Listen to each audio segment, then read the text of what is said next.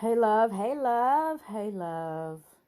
Jesse C. Love, Teacher Love, Coach Love, episode 268 of the Save Our Marriage Empowerment segment for healthy minded husbands and wives who are all in, faithful, committed, loving, kind, progressive, wanting the best for and from one another, building bridges like the wise and not walls like fools.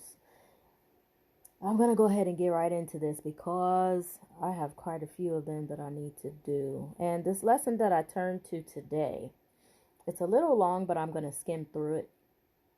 It says to give oneself over to love and marriage is to say yes to death. That's by Thomas More. Most of us want something for nothing. We want to be thin without exerting ourselves, successful without taking a risk, love without losing anything. All the blessings, no burdens. The most spiritual traditions, we find countless examples of inevitable relationship between joy and despair, fullness and emptiness, life and death. Evil is like up without down. And to make an ideal of pursuing the good is like trying to get rid of the left by constantly turning to the right. Look, we have to give up the emotional armor and become more vulnerable and undefended, giving up the fantasy that reeks in childhood.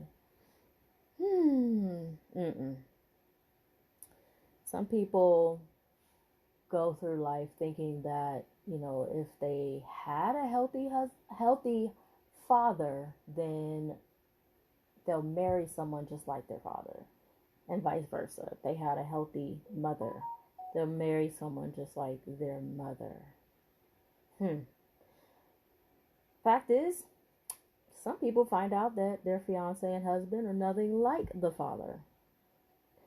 Polite and respectful, yes. But then they find out what's uncomfortable. And I think a lot of people get lost in relationships because looking at our parents, and I'm speaking on healthy parents. I ain't talking about the ones that were traumatizing.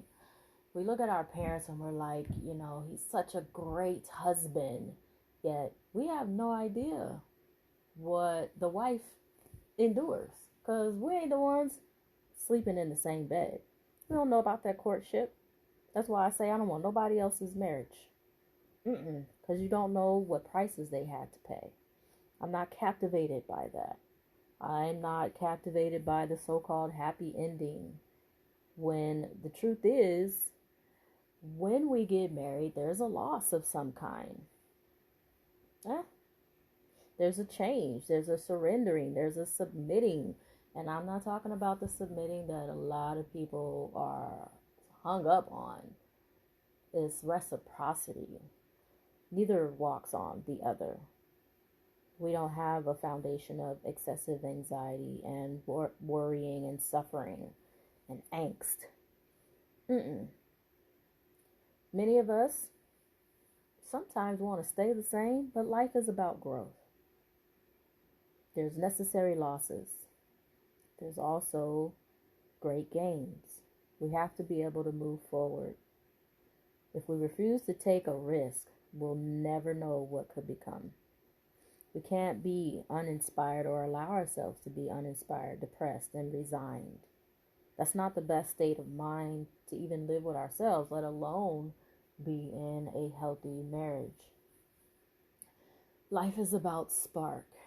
And even though we have losses, we still have to make some good come out of it versus getting stuck as if the loss would also want us to be lost.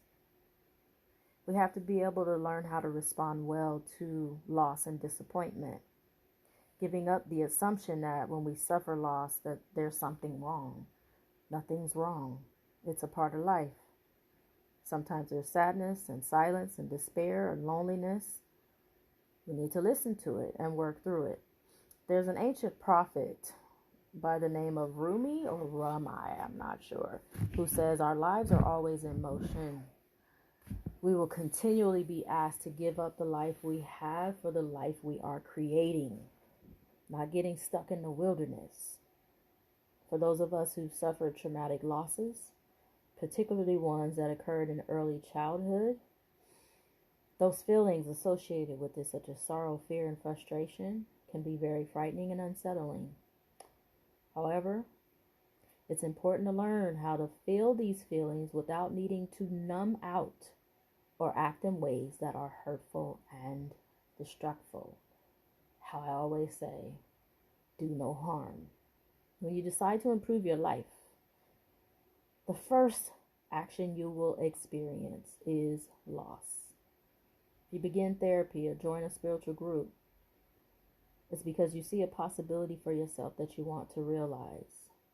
He who loses his life shall find it, and that's from the prophet that we know named Jesus. The first act of creation seems to always be some kind of destruction.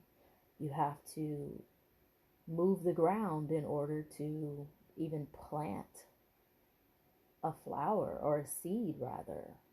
You got to till the ground to start a garden. Something gets disrupted. There's a Chinese proverb that some find very beautiful as I close this reading. My barn having burned to the ground, I can now see the moon. We have to have the ability to give as well as receive love. If we block out experiencing love, trusting the promise that weeping may endure for a night, then we won't be able to experience the joy that can come in the morning.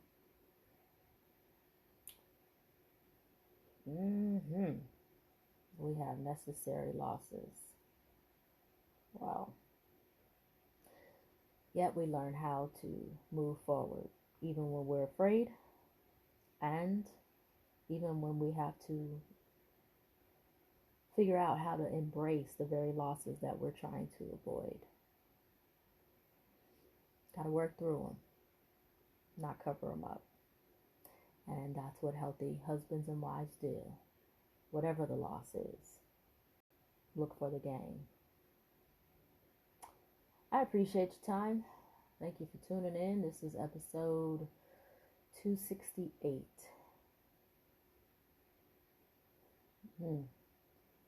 That was deep.